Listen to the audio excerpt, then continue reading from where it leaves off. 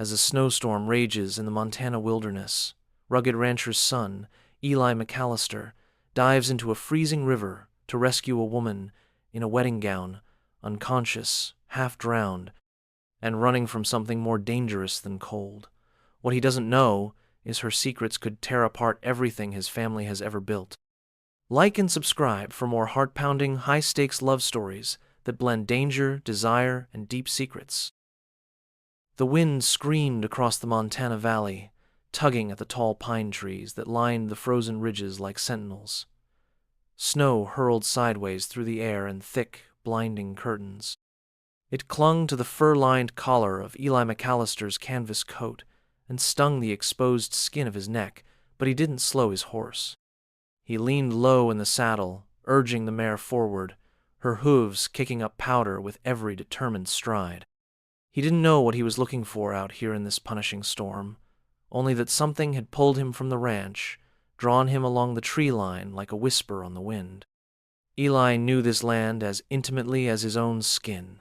He'd grown up riding these hills, breaking wild colts in the summers, helping with calving under the violet-tinted stars of spring. But today, the familiar terrain felt eerie, silenced by snow and blanketed in a stillness too complete to be natural. Something was wrong. He could feel it in his chest, like a knot tightening with every gust that howled over the hills. As he reached the edge of the river bend, his mare balked. Her breath steamed in the air, and her ears flicked backward. Eli squinted through the sleet, wiping snow from his lashes with the back of his gloved hand. The river below, usually slow and shallow this time of year, had swollen from the melt higher in the mountains. Black water surged beneath a thin, uneven layer of ice that snapped and groaned with every shift in current.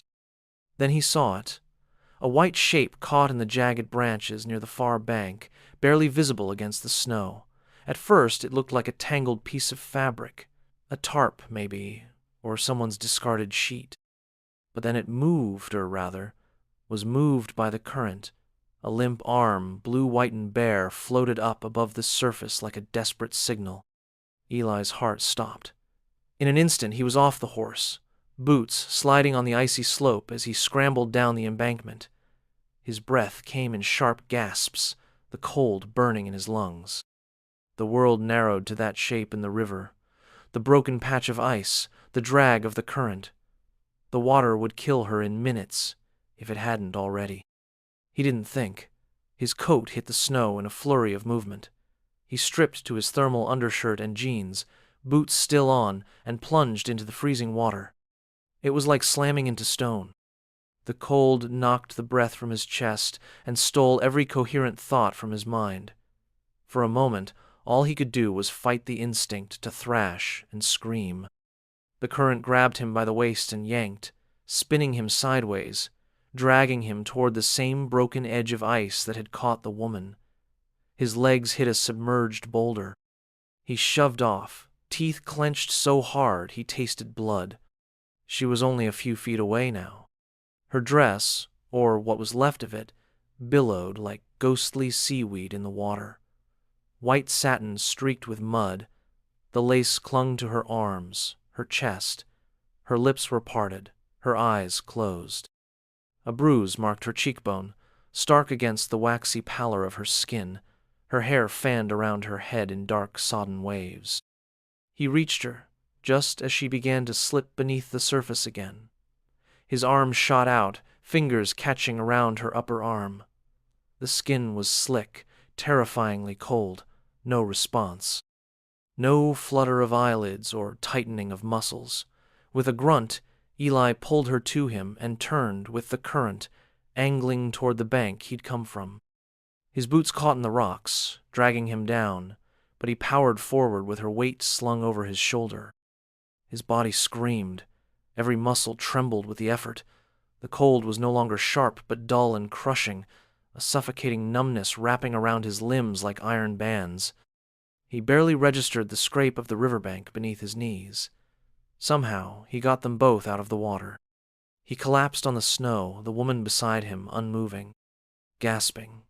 Eli rolled her onto her back and pressed his ear to her mouth. No breath. Panic surged like a wildfire through his chest. He tilted her head back, locked his hands together, and began compressions. 1, 2, 3. His hands pressed against her delicate ribs, and he hated how easily her body gave beneath his touch. "Come on," he muttered through chattering teeth. "Breathe. Don't do this." He kept going. Again. Then, suddenly, she coughed. A harsh, wet sound that rattled from deep in her throat. Her body jerked. Water spilled from her mouth. She gasped, choking, eyes fluttering open. Eli cradled her head in his hands, relief crashing over him in a wave, almost as overwhelming as the river had been. "You're all right," he said, his voice rough. "You're safe." Her eyes blue, so startlingly blue locked onto his. Confusion, fear, then the smallest flicker of recognition. Her fingers gripped his forearm weakly. "Don't tell them," she whispered. He blinked. "Tell who?" Her eyes rolled back. She went limp. "Hey!" Eli shook her gently. No response. Just the shallow rise and fall of her chest. Swearing under his breath, he shrugged his coat back on and wrapped it around her soaked, trembling frame. The dress she wore clung to her like frost-covered paper, torn in places, revealing bruises along her collarbone and shoulders. Something about it, the pearls at the neckline, the embroidered hemfelt off. Too fine for someone wandering out here alone.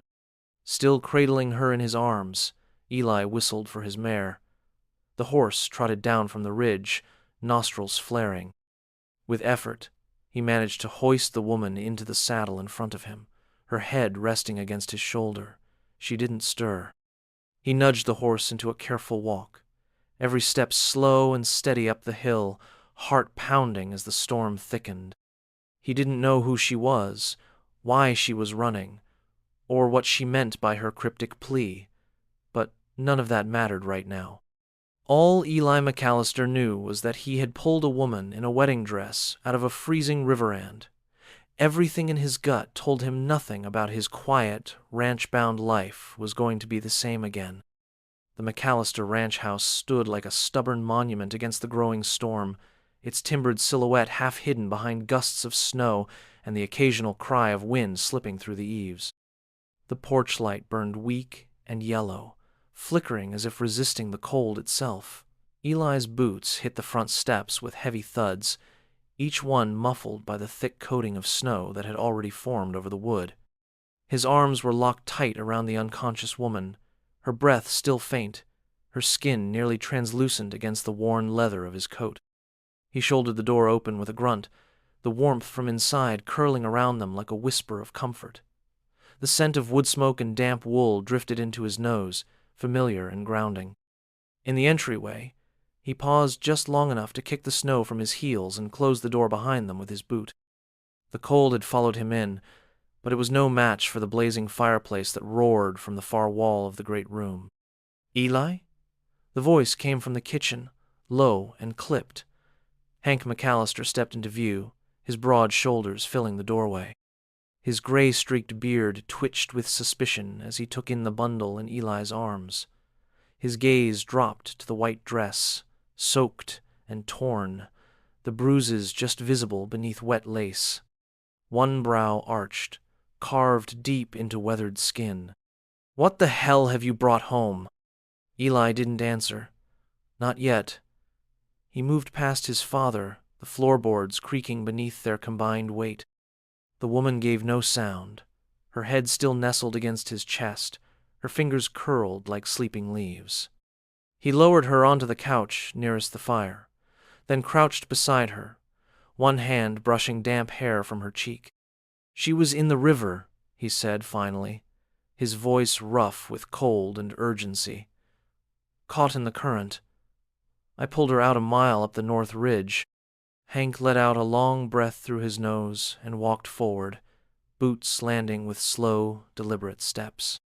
His eyes, sharp as flint, scanned the woman with the practiced calm of a man who had seen his share of strange and dangerous things. The flickering light caught on the pearls at the edge of her dress, the elegant stitching that still clung to the fabric despite its battered state. "She looks like she came straight out of someone's wedding," Hank muttered. "What's she doing out here?" Eli didn't answer because he didn't know. Not really. He could still hear her voice, faint and cracking, as she clutched his arm on the riverbank. "Don't tell them." Her fear hadn't felt vague or dramatic. It had felt desperate, real, in a way that dug into his spine and refused to let go. "She's got a fever," Eli said, pressing the back of his hand to her temple. Her skin radiated heat now, in stark contrast to the icy pallor she'd worn when he found her. "Help me get these wet clothes off her. She's going to freeze if we don't warm her up." Hank stood silent for a moment, watching him. Then, without a word, he turned and disappeared down the hall. He came back with a bundle of blankets and a flannel shirt that once belonged to Eli's mother. Together, they peeled away the dress with quiet efficiency, careful not to disturb the bruises. The buttons were delicate and water-swollen, giving way under Eli's careful fingers.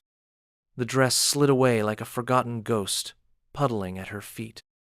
He tried not to notice the way her body trembled, or the way her chest rose and fell in uneven breaths, the faintest catch of life hanging in her ribs. He wrapped the blankets around her, one at a time, tucking them beneath her arms, across her collarbone, under her knees. The firelight flickered across her skin, bringing shadows and color back to her cheeks, the barest flush of returning blood. Once she was settled, Eli sat on the edge of the coffee table, elbows on his knees, hands clasped tight to keep them from shaking. His shirt clung to him, damp and half-frozen, but he couldn't make himself leave her side just yet. "She said something before she passed out," he murmured, not looking at his father. "Told me not to tell anyone, like she was hiding." "That so?" Hank leaned against the mantel, arms folded. The firelight caught the edge of his silver belt buckle, etched with the McAllister brand. "You planning to listen to her?" Eli looked up, the heat from the fire doing little to thaw the steel behind his eyes. "She would have died if I hadn't found her. And if someone's chasing her, then they might be the reason she ended up in that river." Hank's jaw tightened. He looked down at the woman again, his brow furrowing deeper. "Son, we don't know who she is. For all we know, she could have done something real bad back wherever she came from." "She's not a criminal," Eli said. "Look at her. She was scared, half, dead. Whatever happened to her, it wasn't her fault." "You sure about that?" Hank's voice dropped low. "You bringing her here could drag our whole family into something we don't want any part of." Eli stood then, slow and deliberate, facing his father full on. The tension between them filled the room like thick smoke, old and unresolved, but Eli didn't flinch. "If someone's out there hurting women, chasing them into rivers, I want them found, but I'm not turning her over until I hear it from her own lips." Hank studied him for a long moment. Then he sighed, rubbing a hand down his face.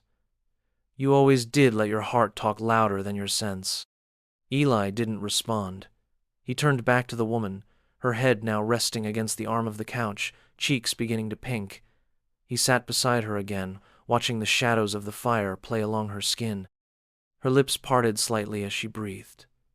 There was something about her presence that filled the room more than any voice could have.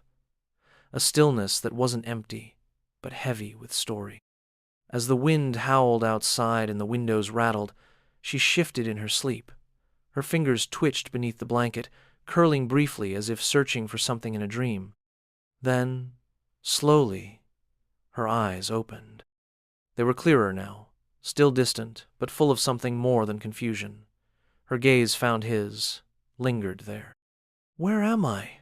she whispered, her voice husky with wear.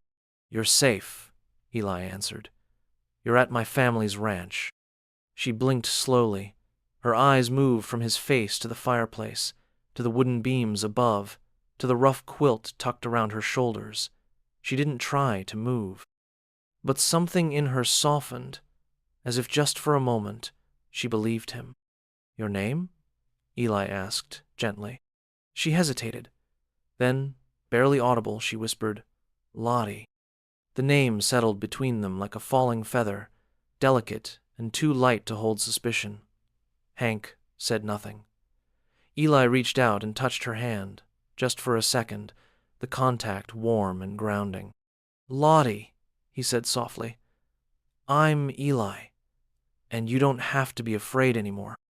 Her eyes didn't close, but her grip tightened around his fingers as if she wanted to believe him, as if she needed to.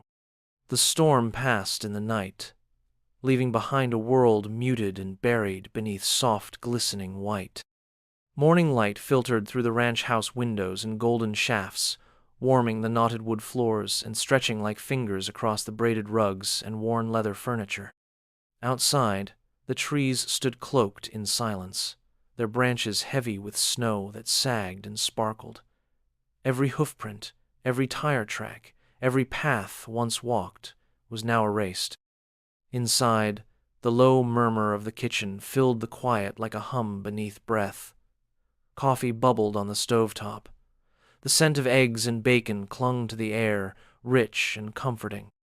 Eli stood by the window, one hand curled around a steaming mug, eyes trained on the distant ridge where the snowdrifts met the sky. His jaw was tight, his mind restless. Behind him, the rustle of a blanket stirred the stillness. He turned just enough to see Lottie, awake again, her eyes following the motion of dust motes spinning lazily in the morning light. Her hair was dry now, curling slightly from its damp sleep. It framed her face in soft waves that made her look almost ethereal, as if she didn't quite belong to this world or this time. She sat propped up with pillows on the couch, the flannel shirt swallowing her frame. Beneath it, her collarbone peeked out above the quilt, delicate and bruised. Her gaze lifted to meet his. There was a question there, unspoken but thick in the air between them. "I didn't sleep much," she said quietly, her voice rasping against her throat like paper sliding over rough wood. "I dreamed I was still in the river." Eli nodded, stepping toward her. The floor groaned under his weight. He handed her the mug he'd prepared, fingers brushing hers as she took it. The warmth of her hands surprised him, a fragile sort of reassurance. "You're lucky to be alive," he said. "Any longer in that water and you wouldn't be talking to me right now."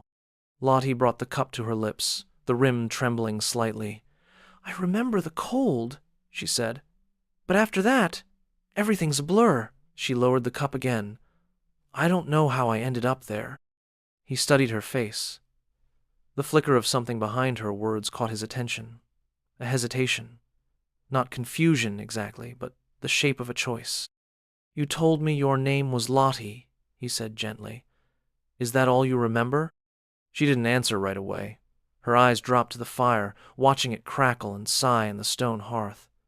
Shadows danced over her cheekbones, slipping into the hollow beneath her jaw. "I remember someone yelling," she said after a moment. "Footsteps, my heart beating so loud I couldn't think." She turned to him again, voice firmer now, almost defiant. "I wasn't running because I was lost.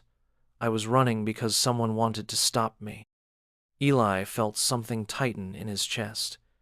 He had known this wouldn't be simple, that bringing her home meant opening doors that couldn't be closed. But hearing the fear in her voice, seeing it settle in her shoulders like an old, unwelcome friend, made it real in a way that even the river hadn't. "Do you know who?" he asked. Lottie looked away. "Not yet." The front door creaked open before he could press further. Cold air rolled into the room like a silent guest. Hank stepped inside, his hat dusted with snow, the lines around his mouth drawn taut. He gave Lottie a long glance, then turned to Eli with something unreadable in his eyes. "You've got company," he said. "Sheriff Walker's out front." Lottie stiffened, her breath catching just enough for Eli to notice. He set his mug down slowly and glanced toward the door, then back to her. Her hand found his wrist without thinking, fingers curling tight. "Don't tell him," she whispered. "Not yet. Please." There was desperation there, raw and unfiltered. It slipped past all his doubts and found a place in him he hadn't realized was still open. Eli nodded once. All right, but you're going to have to tell me the truth. All of it. When you're ready. She let go of his wrist. The absence of her touch was immediate, a ghosted warmth that lingered even as he stood and moved to the door. Out on the porch, the sun gleamed off the snow so brightly it stung his eyes. The sheriff stood beside his cruiser, thick coat buttoned up to his throat, one hand resting on his belt. He was a tall man with a creased face and eyes that missed nothing, the kind of man who preferred facts over feelings. "Morning, Eli," Sheriff Walker said. "Heard you had a bit of excitement last night." Eli didn't flinch. "Storm was bad. Had to check the fences. Found someone near the river." The sheriff raised an eyebrow. "Someone?" "A woman. She's inside now. Cold, half-drowned, bruised all over. No ID, no coat. Looked like she was running from something." Walker's gaze sharpened. "Any idea who she is?" Eli shook his head, careful to keep his tone even. "Not yet. She's just starting to come around." The sheriff shifted his weight, boots crunching in the snow. "You hear about that story out of New York?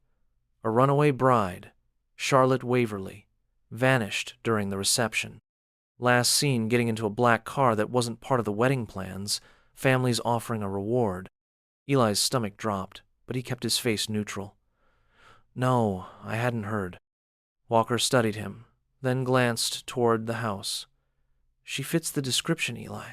That kind of thing doesn't just happen out here, especially not in the middle of a storm. I'll let you know if she remembers anything." The sheriff let the silence stretch for a beat too long, then nodded. "All right. Just make sure she's safe, and if anything feels off, you call me first." "Of course." Walker climbed back into his cruiser and drove off, tires crunching down the long, snow-covered drive. Eli stood still for a moment, watching the taillights disappear into the glare of sunlight and ice. Then he turned and stepped back into the warmth of the house, closing the door behind him. Lottie was sitting up now, arms wrapped around her knees beneath the quilt. Her eyes met his with something between apology and warning. "They're looking for me," she said quietly, "but they're not the only ones." The fire cracked in the hearth behind her. Outside, the wind had quieted, but in Eli's chest, a storm had only just begun to gather.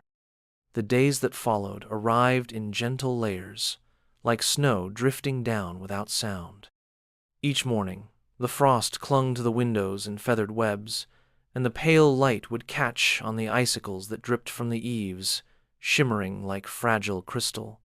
The McAllister ranch took on a hush, not from the quiet of winter alone, but from something heavier, something that settled in the bones of the house and stirred behind the eyes of the people within it. Lottie moved through it all like a ghost, slowly learning to become a woman again. She wore Eli's mother's old clothes flannels that smelled faintly of cedar and attic dust, jeans worn soft with time, and wool socks that bunched at her ankles. She began to wake before the fire was fed and watched the pale blue of the morning sky curl over the horizon.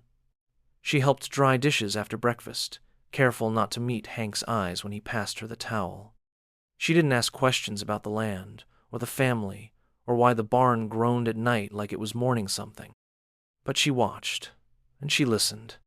On the fourth morning, after the storm's icy grip had loosened and the horses had begun to pick their way around the yard again, Eli found her in the corral. She stood beside the fence, one hand gloved and resting lightly on the top rail, her eyes fixed on a chestnut mare that tossed her mane and stamped the ground. Her hair had dried into thick curls that danced along her shoulders when the wind stirred. There was a flush in her cheeks and something guarded but unmistakably alive in the curve of her mouth. "You shouldn't be out this early," Eli said as he approached, though the warmth in his voice betrayed the words. Lottie turned toward him and offered a faint smile. "I couldn't stay inside any longer. The walls were starting to feel like a trap." He understood that feeling too well to argue. He stepped up beside her and leaned his forearms on the fence, watching the horses. Their breath rose in clouds, their movements slow and deliberate as they adjusted to the brittle cold of late winter. "Her name's Rue," Eli said, nodding toward the chestnut. She's meaner than she looks, but she's smart. Fast on a climb, too. She reminds me of someone, Lottie murmured. Her voice held a touch of humor that surprised them both. Eli glanced sideways at her. You saying you're mean or just fast? Both, she said, and for a second the cold air didn't feel so sharp between them. They stood in silence after that, watching Rue snort and flick her tail as she circled the others. Snow crunched beneath their boots. The wind teased the edges of Lottie's coat, lifting it just enough to expose the line of her neck where the bruises had faded into yellow shadows. I could teach you to ride, Eli said, the words coming uninvited. If you want. She didn't answer right away. Her fingers tightened on the fence rail, then loosened again. He could see the conflict ripple through her like wind over the surface of a pond. You'd really trust me with one of your horses? She asked. Why wouldn't I? She hesitated, and then, softly, because you still don't know who I am. I know you're not what they say on the news, he said, and I know someone tried to take something from you. That's enough for me, for now. Lottie's throat moved as she swallowed, and she blinked quickly, eyes bright with something she tried to tuck away. When she looked at him again, there was something different in her expression.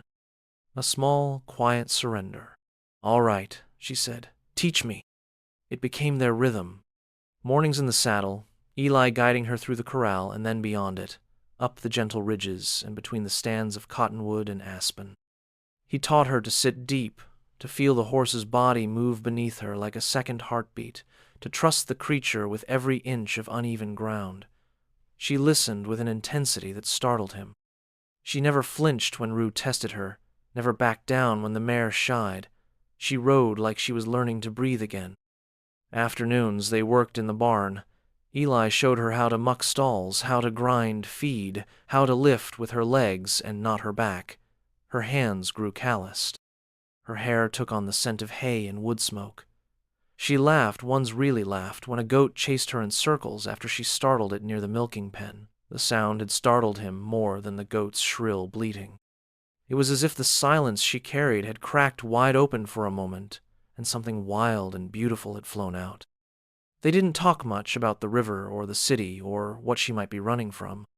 But late one evening, as the sun sank behind the hills and bathed the ranch in that final golden hush, Lottie stood with her hands wrapped around a mug of cocoa and looked out over the fields.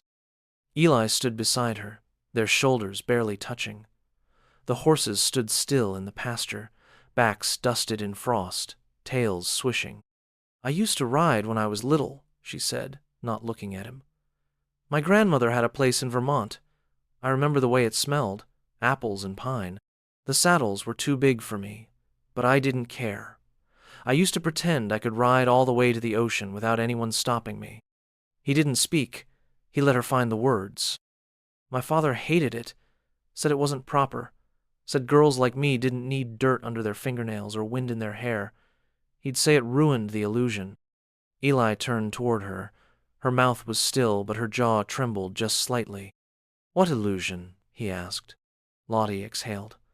That I was his perfect daughter, that I belonged in a glass box, dressed in silk, nodding and smiling and marrying whoever he told me to. Her voice thickened as she spoke, and she set the mug down carefully before her hands could betray her. The sunset made her eyes look amber and shadowed. He picked a man, she continued, a man with power and money and no soul behind his eyes. And I said yes, because I thought maybe if I could just be who he wanted, I'd be safe. But the wedding wasn't a celebration. It was a transaction. Eli's hands itched to touch her, to take the tremble from her voice and fold it away, but he waited. He gave me away like cattle, she whispered. And when I ran, I knew it meant everything would fall apart. She turned to him then, her expression unreadable. Do you still trust me, Eli? He didn't flinch. He reached out, brushing her knuckles with his fingertips. I didn't start trusting you today, Lottie, he said. I did it the second I pulled you out of that river and you told me not to tell. She stared at him for a long time, and something behind her eyes shifted. Not relief, not quite, but the beginning of something braver. The wind outside stirred again, but it didn't howl this time. It whispered through the trees like it had secrets to share, and for the first time since she'd arrived, Lottie listened without fear. The storm returned in pieces, not with the violent fury that had first driven Lottie from the river's edge, but with a quieter menace. The wind arrived first, moving low across the valley like a warning, rattling the windows and sighing through the chimneys. Later came the snow, thick and deliberate, falling straight down in heavy flakes that clung to the earth as if they meant to stay. By late afternoon, the world beyond the ranch house had gone white again, softened into silence. The hills were buried, the trees vanished into veils of snow. Time itself seemed to hush, the day suspended in breathless stillness. Inside, the fire cast its glow across the great room, pushing shadows against the log walls. Lottie sat at the window wrapped in one of Eli's mother's blankets, her knees pulled to her chest and her face tilted toward the glass. Her eyes tracked the snowfall as if she were reading some story inside it, a map only she could decipher. Eli watched her from the hearth, his forearms resting on his knees. He had started the fire early and stoked it often. The room was filled with the scent of cedar and the deep warmth of dry heat. The kind of heat that soaked into the bones, that lingered long after the blaze had faded. She hadn't spoken much since their conversation by the pasture. Not about the wedding, not about her father. He hadn't asked her to. But something had shifted between them, some unspoken thread pulled tighter. He noticed it in the way she watched him now, not like she was waiting for him to vanish, but like she trusted him not to. Outside, the wind howled through the eaves, sharp and cold. "We'll be snowed in tonight," Eli said quietly. "No use fighting it." Lottie didn't move her gaze. "Is that normal? For Montana?" "Absolutely. We get storms that last days. My mother used to say winter was just the world catching its breath." A smile touched Lottie's lips, barely there but unmistakable. "She sounds wise." "She was," Eli said, his voice softening. "She taught me how to ride, how to split kindling without taking off a finger, how to find the stars behind the snow. She could spot a lie before you even thought to tell it." Lottie turned from the window, her blanket slipping from one shoulder. Her hair fell loose over the collar of her shirt, thick and curling from the fire's humidity. She looked different when she wasn't watching the world for danger. Softer, not fragile, but unguarded. "Would she have liked me?" she asked. Eli didn't answer right away. He stood and walked toward her, pausing just in front of where she sat. Then, gently, he crouched and looked up into her face, his eyes holding hers with quiet certainty. "She would have seen you," he said. "Not just your name or what happened to you, but you. And she would have told me not to let you go." Lottie's breath caught. It showed in her eyes first, then in the sudden stillness of her shoulders. The moment hung between them like the last note of a song, long after the music faded. "I should tell you," she whispered. "All of it." He nodded. "Only if you're ready." She looked away, but not far. Just to the fire, the place where the flames licked around the edges of the logs and painted the stones in gold and amber. "My name is Charlotte Ann Waverly," she began. "My father is a man named Raymond Waverly. He owns everything from hotels to senators. His money is old and heavy, the kind that doesn't like to be questioned. He raised me in a house where silence meant survival, where appearances mattered more than breath." She shifted, the blanket sliding to her lap. Her hands folded in her lap, fingers pressing tight.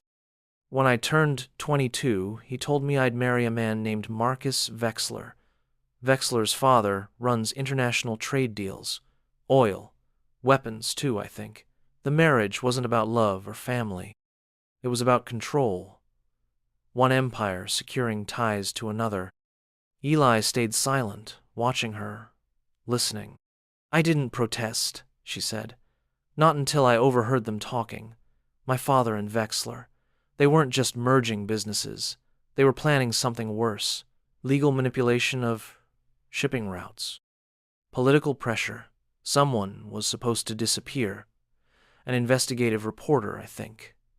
And they said if I ever spoke out, I'd be the next one to vanish. Her voice broke there, a thin crack in the surface. They told me my life would be easy if I stayed quiet. Beautiful homes, private jets, silk and champagne. But all I could think about was how many lives would suffer if I played my part. How many truths would be buried. She looked at Eli then, her eyes burning not with fear, but with clarity. So I ran. I walked out of that reception, pulled the pins from my hair, and got in a catering truck that was leaving the service entrance. I told the driver I'd pay him anything if he drove me to the airport. I didn't even take a bag, just the dress. Her laugh was bitter and breathless. I didn't make it to the plane. Somewhere between Denver and Missoula, I felt like I was being followed. I got off the bus and started walking. Then the storm came, and the river, you know the rest. Eli leaned forward and took her hand. He didn't squeeze, just held it, warm and steady, the firelight reflecting in the curve of her fingers. "You did the right thing," he said. "Even if it nearly killed you, you're braver than anyone I know." She looked down at their joined hands, her throat moving as she swallowed. "You believe me?" she asked. "I do." The wind wailed louder outside, shaking the windows, but the room held firm. The fire crackled, and the storm beat its fists against the walls. But inside, there was only this moment. Lottie moved her hand to his cheek, her palm resting there with a tenderness that burned more than any flame. Her eyes searched his, not for answers, but for truth. "I'm scared of what comes next," she said. Eli tilted his face into her touch. "I'm not," he answered. "Not if it means you're here with me." Her lips parted, and then she leaned in, closing the space between them. Their mouths met slowly, not with the heat of impulse, but with the depth of knowing. It was a kiss that tasted like fire and snow and freedom, and the unbearable relief of being seen. When they broke apart, she rested her forehead against his. "I'm sorry," she whispered. "I didn't mean to." "Don't be," he said. "Please, don't ever be." And for the first time in her life, Lottie didn't apologize again. She simply breathed, her chest rising and falling in the circle of his arms, while the storm raged on and the truth finally took its place between them, no longer hidden, no longer alone. The sky was glassy and cold the next morning, painted with a dull, overcast hue that flattened the color from the land. Ice clung to the branches like claws, and the snowbanks had hardened under the night's freezing breath. A sharp wind scraped across the field beyond the barn, carrying with it the distant sound of cattle lowing. The air held the metallic bite of approaching snow, but the storm had passed, and with it came a brittle kind of clarity. Inside the barn, breath steamed in the air like ghosts, lingering just out of reach. Eli stood near the stall where a heifer was laboring, his sleeves rolled to the elbows, sweat dampening his collar despite the cold. His gloved hands were steady, but his jaw was tight. The calf wasn't presenting right. He'd seen it enough times to know when something was caught. "Get me the rope," he called, voice low but firm. Lottie was already moving, boots crunching through straw, hair tied back in a loose braid that kept falling over her shoulder. She had traded her borrowed clothes for a jacket that once belonged to Eli's sister, now long gone from the ranch. Her face was flushed from the chill, but her eyes held a kind of still focus that came from learning how to be useful. She handed him the rope, their hands brushing, and knelt beside him without needing to be told. The cow groaned again, heavy and deep, her flanks trembling. Eli worked carefully, guiding the calf's twisted shoulder into place. Sweat rolled down his temples, his breath thick and uneven. When the calf finally slipped free and landed in a wet heap on the straw, He let out a shaky breath, cradling the slick body as it blinked and twitched, shuddering its first breaths into the world. Lottie exhaled beside him, her fingers resting on the mother's flank. A slow smile unfurled across her lips, soft and astonished. "She's beautiful," she whispered. "Little miracle," Eli murmured, wiping the calf's nose with a clean cloth. He lifted the small body and moved it gently toward the mother. The cow turned her massive head and began to lick her newborn low sounds rising from her throat that were almost song. Lottie leaned her back against the stall, her hands falling into her lap. She was damp with sweat and dusted in hay. Her knees were streaked with mud. She had never looked more alive. "I've never seen anything like that," she said. It was primal. Eli smiled faintly.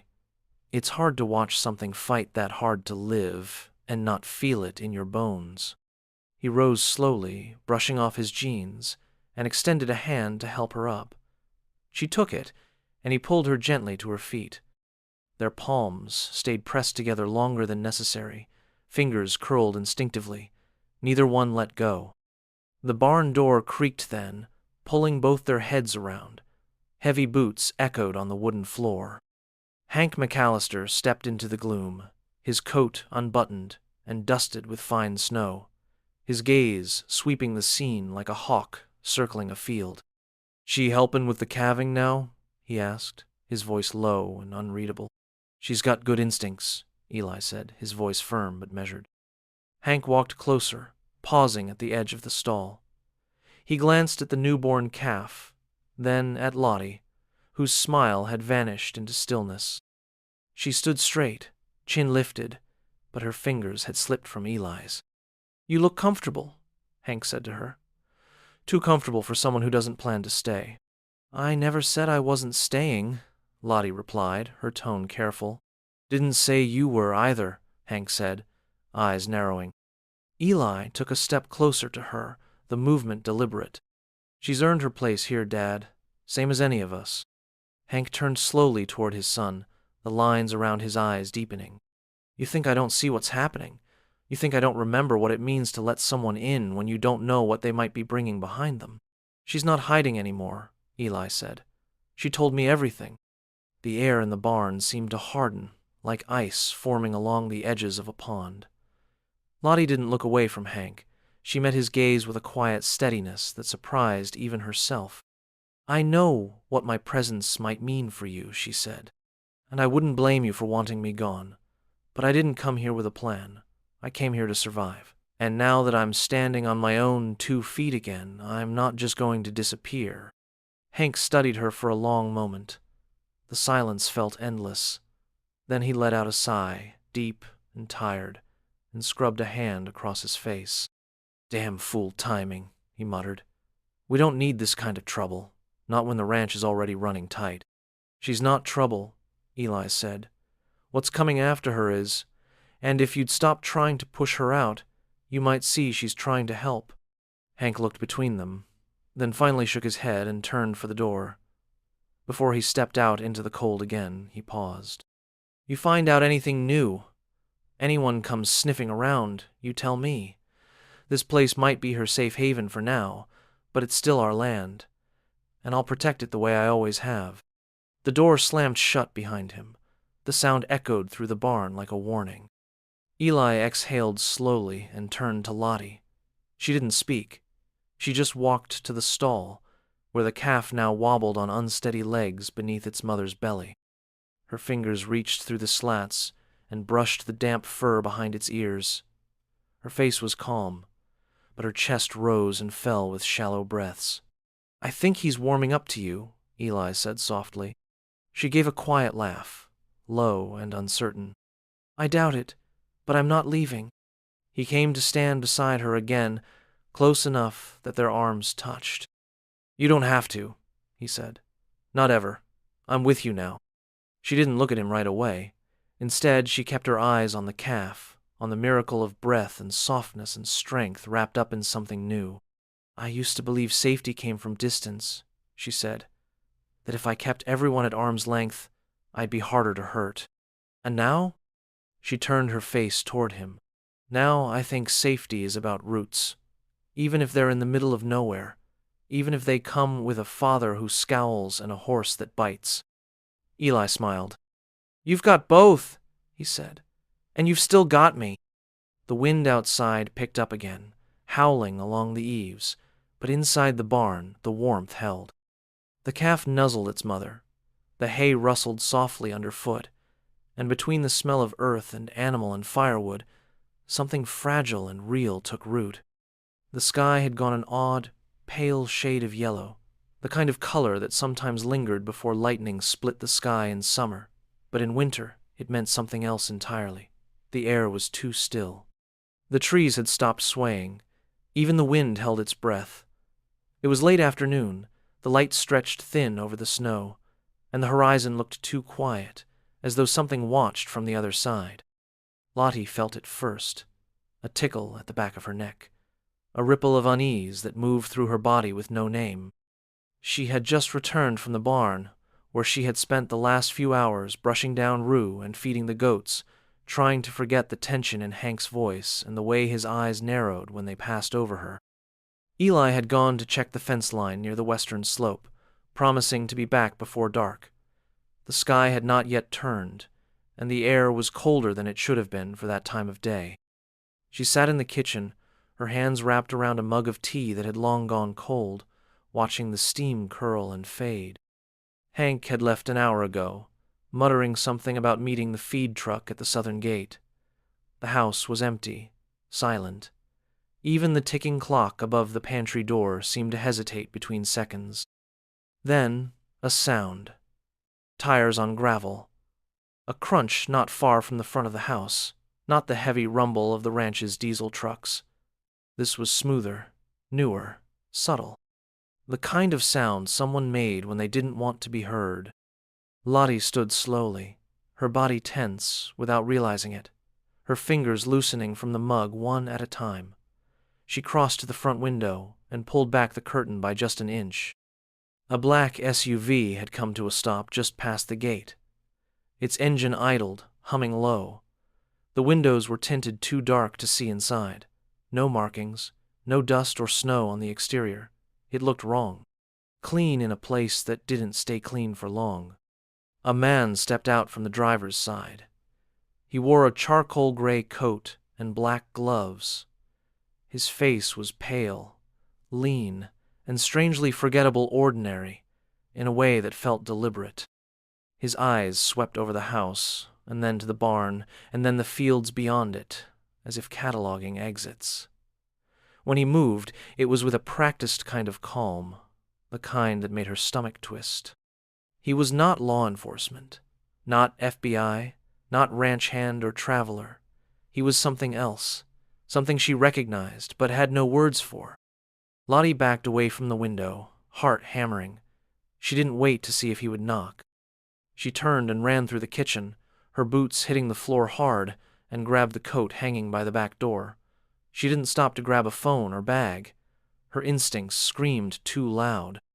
Outside, the wind had picked up again. The cold struck her cheeks like open palms as she fled across the yard, her breath sharp and ragged. The snow crunched beneath her feet, then gave way to frozen mud as she rounded the corner of the barn. Her thoughts moved in fragments, driven more by muscle than logic. She had to find Eli. He was farther out than usual today. If she could get to the ridge before sunset, she might intercept him, and if not, she had to stay hidden until she could circle back. Behind her, the front door opened with a faint creak. She didn't look. She couldn't afford to. She veered off the path and pushed through a narrow gap between the hay shed and the old smokehouse, her shoulders brushing dry wood. Snow broke from the eaves above and dusted her hair, but she didn't slow. Her legs burned as she climbed the slope behind the ranch. The wind grew stronger here, tearing strands of hair from her braid and lashing them against her cheeks. Her lungs ached. Her hands had gone stiff from gripping the coat sleeves. The cold bit through her layers like teeth. At the edge of the woods, she paused, panting, chest rising and falling in fast, shallow bursts. She turned, for just a moment, just long enough to see the figure standing at the base of the hill. The man in the gray coat. He was walking slowly, not chasing but watching. His hands were in his pockets, his expression unreadable. She ran again. Branches whipped against her legs. Ice cracked beneath her boots. The woods were darker, denser than they looked from the porch. She ducked low, weaving between trees, trying to lose him. Her heart was loud in her ears, louder than the wind now, louder than anything else. Her thoughts spun wild. She couldn't outrun him forever. If he had been sent by her father, he wouldn't stop. He was the kind of man who kept coming, polite and professional, until you simply stopped breathing. When she stumbled on a fallen log, her knees hit the ground hard. The jolt snapped through her like electricity. She gasped and pushed up, only to feel a warm hand catch her elbow. She screamed, twisted, and struck out, but the hand tightened, steadying her. "Lottie, it's me." Eli's voice. The world tilted, caught, then settled. She stared at him, eyes wide. His breath came hard, his hat askew, his cheeks flushed from the climb. His other hand gripped her waist, holding her upright. "There's a man!" she gasped. "Black SUV. He came to the house. I didn't wait. I ran. I didn't know if you'd—" Eli's jaw tightened. He pulled her close, sheltering her briefly beneath his coat, scanning the woods behind her. His body radiated warmth, solid and alive, and for one stolen second she felt safe again. "I saw the tracks from the ridge," he said. "Came back fast as I could. You did good, Lottie." Her fingers clutched the fabric of his coat. "I think he's one of them. Not police, not press. I know that look.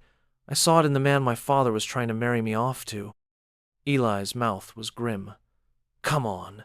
There's a cabin just beyond the ridge. Old hunting shelter. We'll hole up there for now." She nodded, unable to speak.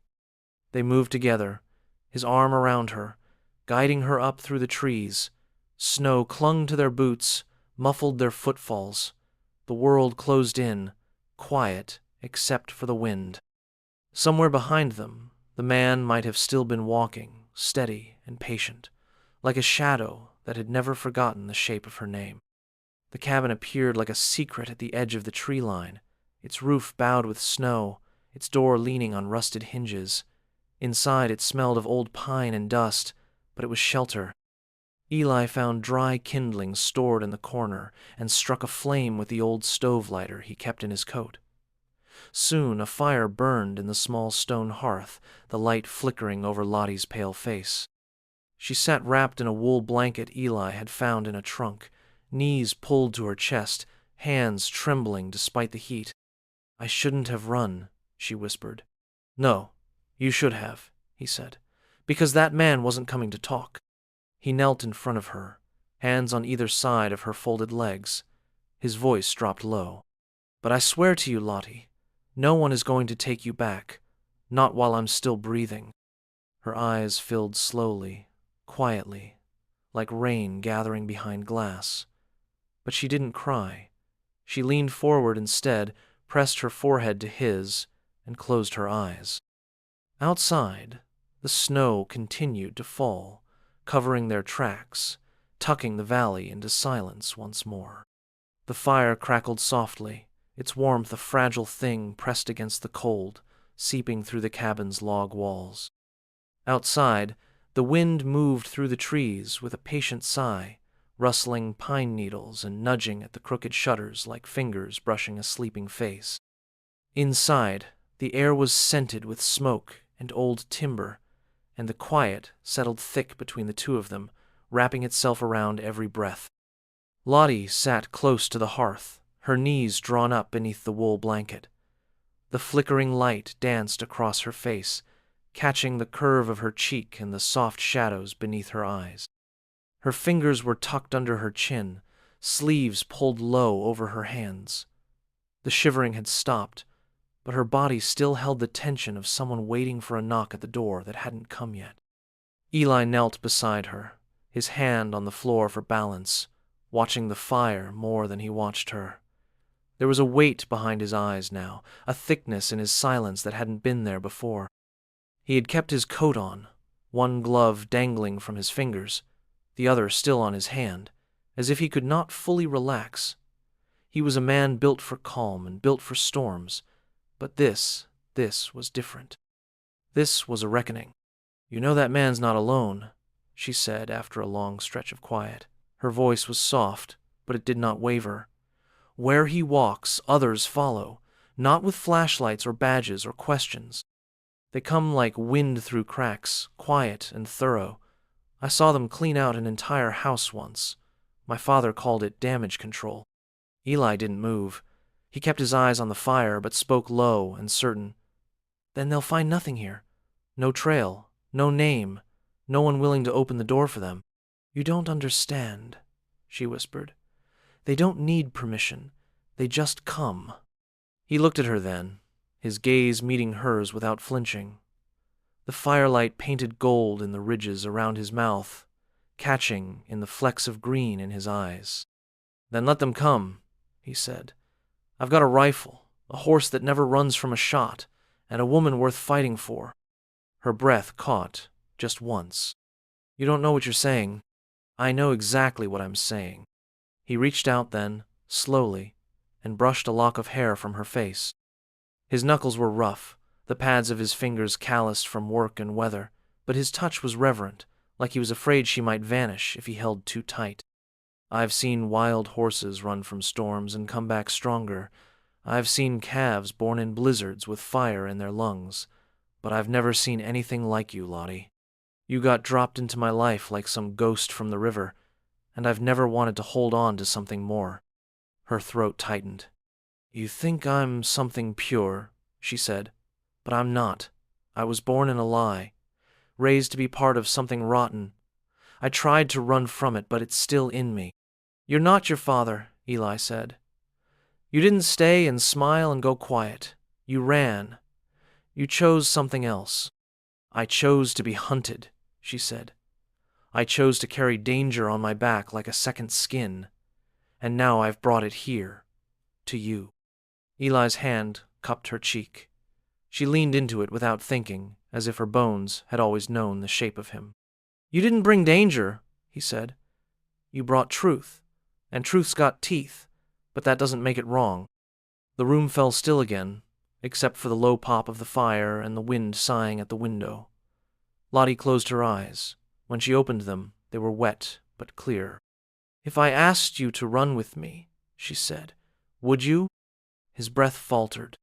"I would," he said, "if I thought it would keep you safe, but I think you've been running long enough."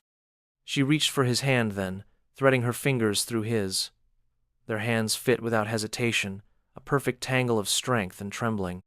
"I'm tired," she admitted, "but when I'm with you, I don't feel like a fugitive. I feel like I'm home." Eli leaned forward slowly. His breath warmed her cheek. His lips found hers not in a rush, but in a hush, like a secret too sacred to be spoken. She kissed him back with the same softness, but underneath the gentleness was hunger for something real, something earned, something that burned like fire in the cold.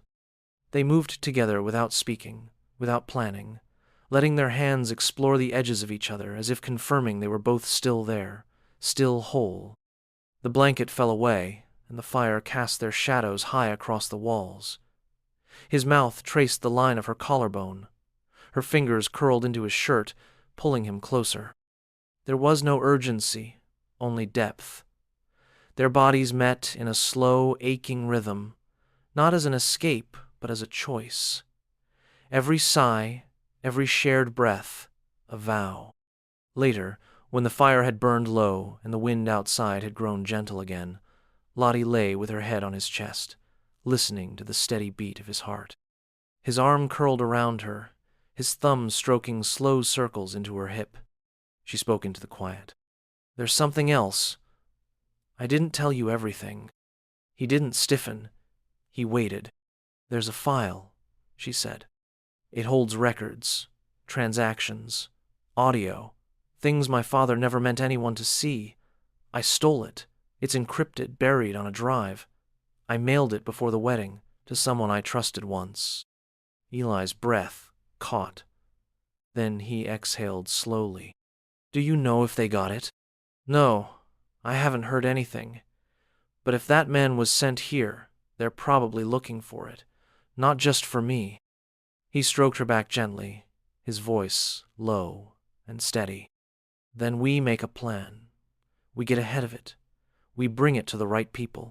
Her fingers clutched at his chest. I don't want to run again, Eli. You won't.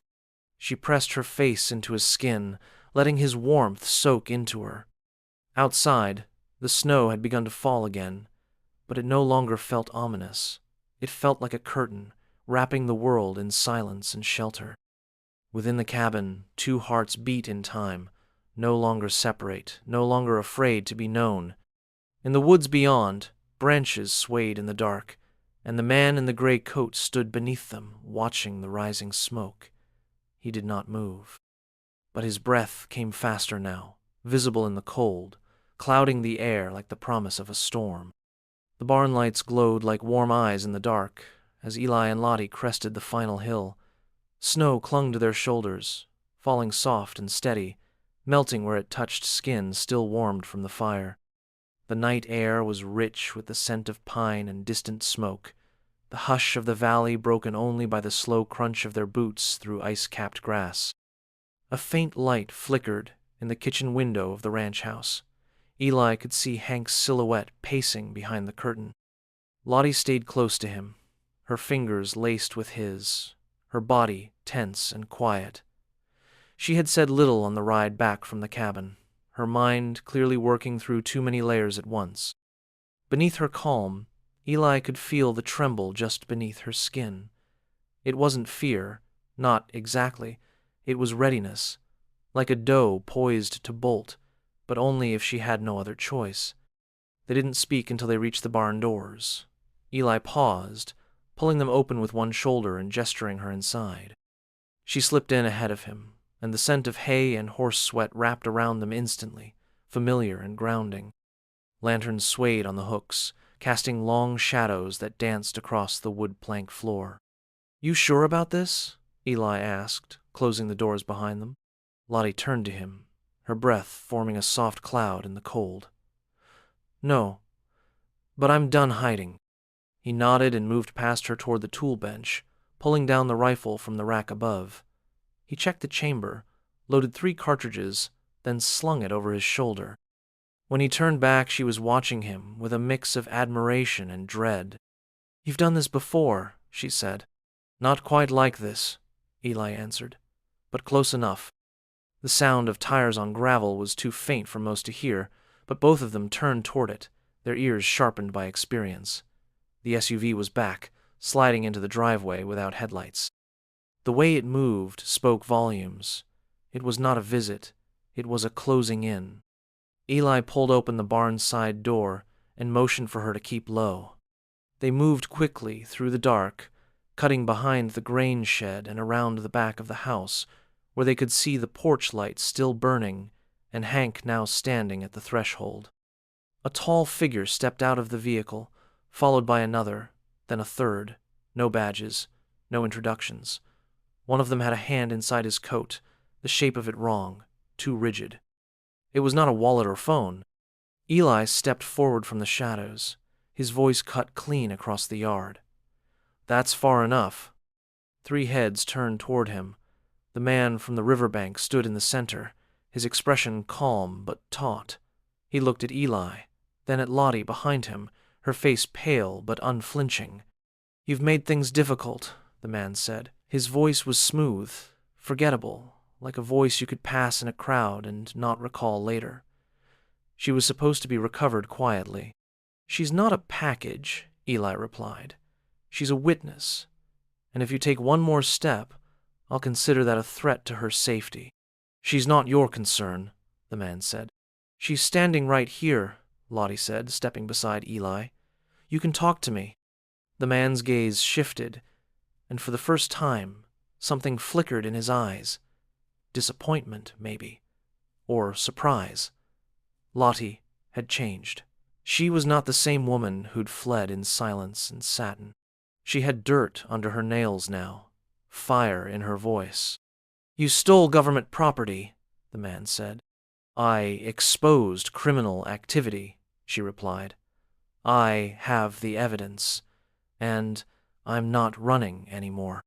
The man took a slow breath and nodded to one of the others. The man on the left reached for something under his coat. A rifle cracked. The sound echoed across the fields, sharp and final. The man staggered back, a hole blossoming through his shoulder. He dropped with a cry, clutching at blood as it darkened his coat. Eli chambered another round. "That was a warning shot. You don't get a second." Behind them, the sheriff's truck skidded to a halt in the drive, lights flaring as tires crunched against frozen mud. 2 deputies emerged from either side, weapons drawn. Hank followed, holding a shotgun with the comfort of long memory. The man in the center didn't move. His eyes shifted from Eli to the sheriff and back again. "You have no idea what she's involved in," he said. "Oh, I have a pretty good idea," Sheriff Walker replied, stepping forward. "We've had a tail on Waverly's accounts for 6 months. Cross-state surveillance, racketeering, bribery, and obstruction of justice. What we haven't had is a credible witness. Until now." Lottie's breath hitched. Eli looked at her and saw the way her shoulders fell not in defeat, but in release, like a weight she hadn't realized she was carrying had finally slipped free. "You're done," the sheriff said. "Put your hands where I can see them." The man did not resist. He turned slowly, raising his hands. His companion lay groaning on the ground, already being cuffed by a deputy. The third man hesitated, then dropped his weapon. By the time the sheriff had secured the scene, taken names, and stuffed them into the back of his cruiser, the sun had begun to rise over the eastern ridge. It broke through the gray in long, honey-colored rays, stretching across the snow like silk. Everything glistened: the roof of the barn, the barrel of Eli's rifle, the small smudge of dried blood on Lottie's cheek. Eli turned to her, placing the rifle back over his shoulder. "You all right?" She nodded slowly. "I think so." They walked back toward the barn together, the frost crunching beneath their steps. As they passed the house, Hank stepped onto the porch, arms folded. "You bring a storm," he said to Lottie, not unkindly. "I didn't mean to," she said. "I know," he said. Then, after a pause, he added, "You can stay, if you want." She blinked at him. Why the change of heart? You faced them. You fought. McAllisters don't run from a fight. She looked at Eli, and for the first time, she smiled without fear. "Then I guess I'm home." Inside the barn, the animals stirred as light spilled in from the high windows.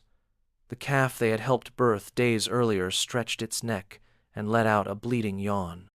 Eli wrapped his arm around her, pressing a kiss to her hair. She leaned into him, warm against the cold. The danger had not vanished, but it had retreated, and now, for the first time in too long, morning had come with promise instead of fear.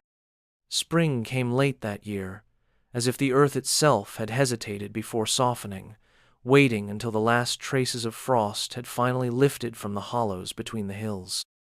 The snow melted slowly, pooling in clear ribbons that cut through the pasture, feeding the soil, coaxing green shoots from their winter sleep. The cottonwoods near the river shook off their silence, one branch at a time, until the valley began to murmur again with life.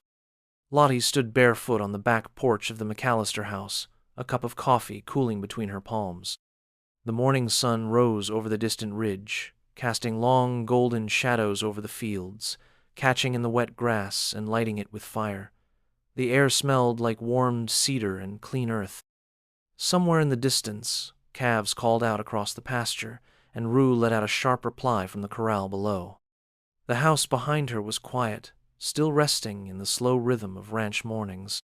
She had grown into this quiet, come to crave the way it filled her like breath, the way it smoothed out the noise she had carried for so long.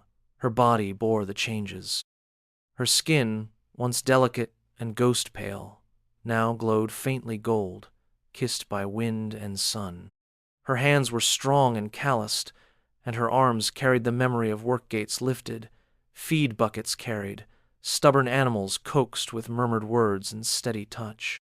It had been 2 months since the arrest.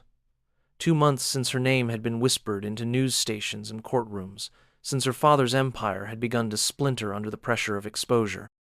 The drive she had mailed, the one she feared, had disappeared into the void, had surfaced at last in the hands of a sympathetic journalist.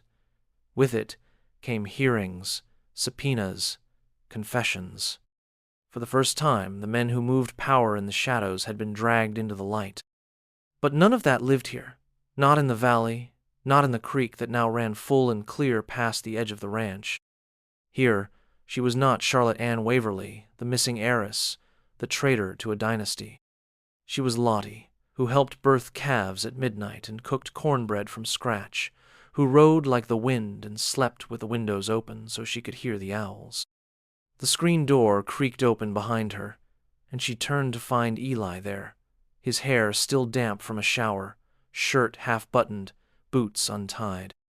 He walked over slowly, barefoot on the worn boards, the morning light gilding his skin. "You've been up a while," he said, brushing her cheek with his thumb. "I like the way the sun moves across the grass this time of day," she said. He leaned against the rail beside her, his arm slipping around her waist. "Everything feels different," she added, resting her head against his shoulder. "Like the world exhaled." He kissed her hair. "You brought the breath back." They stood in silence, watching the light spill across the pasture, until the sun had fully cleared the ridge and the shadows fled to the corners of the land. When the warmth reached the tips of her toes, Lottie turned in his arms and looked up at him. "I want to stay here forever," she said. "You can," he said. "You already do." She reached into her robe pocket and pulled out a folded piece of paper. It was thick and soft, the kind used for invitations. She placed it in his hand, her eyes unreadable. "I never opened it," she said. "It was in my dress the night I ran, the original wedding invitation. It's the only thing I kept." Eli unfolded it carefully. The script was elaborate, the names long. It didn't belong in this world of denim and firewood and morning chores. It felt like something from another life. He looked back at her. "I was supposed to become someone else's possession that day," she said. "Now I want to make a new memory." He folded the invitation again, slowly, and slipped it back into her hand. "Then we write it together." He stepped inside, leaving the door swinging wide in the breeze. She followed him, heart pounding. The wedding took place 3 weeks later, under the tall cottonwoods that shaded the far side of the pasture near the river. The same river where Eli had pulled her from the current, where ice had clung to her dress and breath had nearly left her.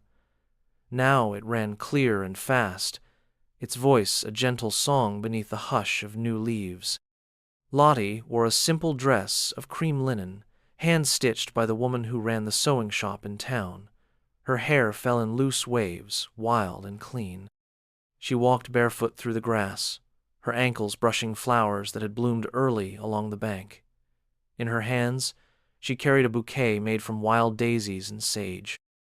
Eli waited for her in a white shirt and dark jeans, boots polished but worn at the heel, a blade of grass caught behind one ear. His smile was a quiet promise. Hank stood behind him, arms folded but his mouth curved in the smallest of grins, his eyes softer than anyone could remember seeing. The sheriff stood between them, hat tucked respectfully under his arm, voice low and sure as he spoke the vows. There were no photographers, no press, no distant relatives offering hollow blessings. Just the sound of the river, the birds, and the wind in the trees.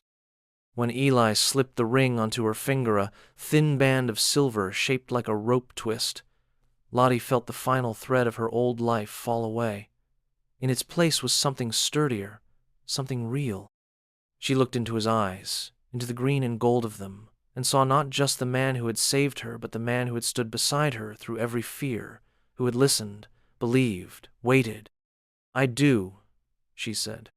When they kissed, the crowd small as it was let out a cheer. Chickens scattered at the sound. Someone whooped from the barn, and a horse let out a loud, undignified snort. Lottie laughed into Eli's mouth, the taste of his lips mingling with sunlight and river mist. That night, the ranch glowed with lanterns and firelight. Music played low on the radio, and the barn had been swept clean for dancing. Lottie spun barefoot across the boards, her dress swirling around her, cheeks flushed, eyes bright. Eli watched her from the corner, arms folded, love carved deep into every line of his face. When he took her hand again and led her outside into the cool night air, they didn't speak. They walked to the river, just beyond the reach of the music, and stood at the edge, the stars reflecting in the water's dark sheen. Lottie took a slow breath. "I almost drowned here," she said. "I almost gave up." He touched her waist, pulled her gently against him. "You didn't. You fought." She looked up, her eyes full. "I didn't know then what I was fighting for." "And now?" he whispered. "Now I do." They stood beneath the stars, wrapped in silence, the river running beside them, the land steady beneath their feet. The storm was long gone, the past buried.